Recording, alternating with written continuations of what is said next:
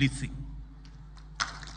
I believe we can keep this country safe and secure without tormenting our people. We can efficiently and effectively suppress crime, monitor and disrupt and apprehend criminals without abducting, torturing, killing, or causing citizens to disappear.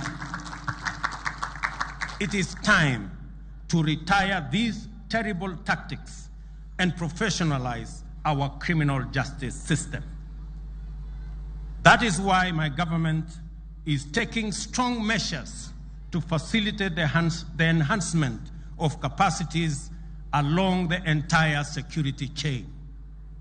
I have directed that immediate measures be undertaken to disband the Special Services Unit in the Directorate of Criminal Investigation, and with urgency, investigations must be commenced so that those found culpable are held to account.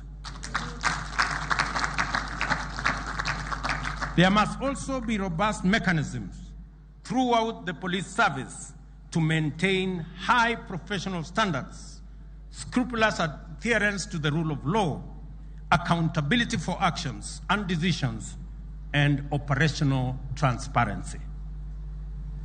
At the terminal end of this chain, the government has also undertaken its obligations to observe judicial independence while actualizing the judiciary fund.